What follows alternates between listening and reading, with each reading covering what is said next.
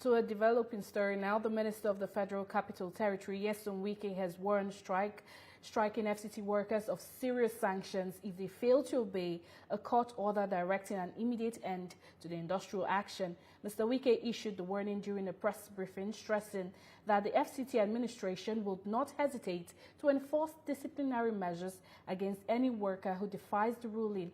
It's unclear if the workers have complied. TVC News' Habida Lawal reports.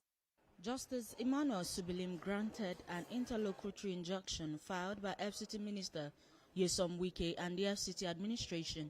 The court ruled that workers must suspend the strike and resume duties immediately.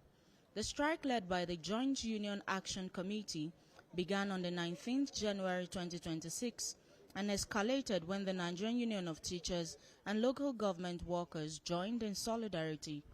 Reacting to the court's decision, the minister explained that while the administration recognizes workers' rights to express grievances, such actions must be carried out within the ambit of the law. We must allow people to obey the law flagrantly.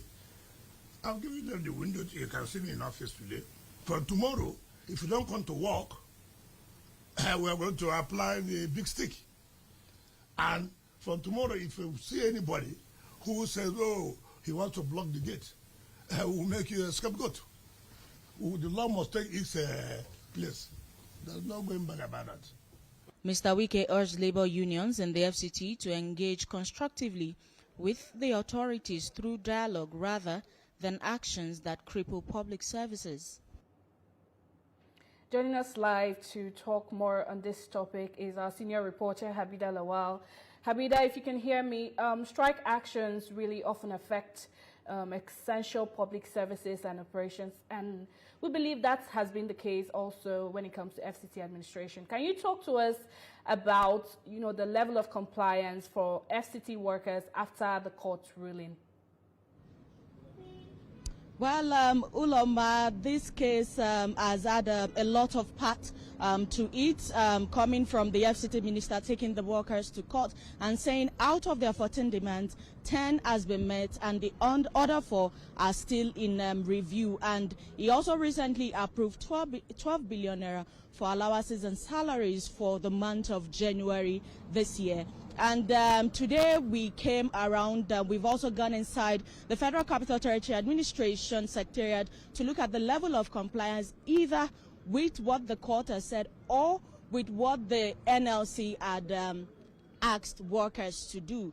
But we've seen that the level of compliance with the interlocutory injunction has been so far obeyed by the workers. There have been easy access of vehicles in and out of the Federal Capital Territory Administration Secretariat.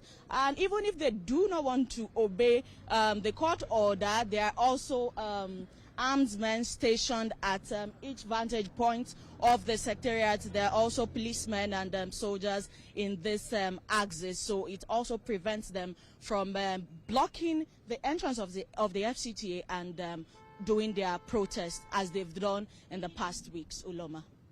Yes, we understand that it was the FCT minister who took this case to the industrial court, and you were at that press briefing yesterday. Can you tell us the specific threats that the minister made to workers if they do not resume their duties? Well, it's not a threat per se. It's just a saying that he has alleged that politicians are behind the alleged protest that had occurred in the last recent weeks, and that they have been influenced by certain politicians to ensure that they cripple the activities of the Federal Capital Territory Secretariat. And this is what he seems to be standing against. If essential workers and services are completely grinded to a halt in the FCT, then there will be problem. Hospitals, schools are shut down in this regard, and this is what the minister is saying, that after the interlocutory injunction, he is not going to stand for any more protest, and there will be dialogue to ensure that their other demands are being met. Ulama.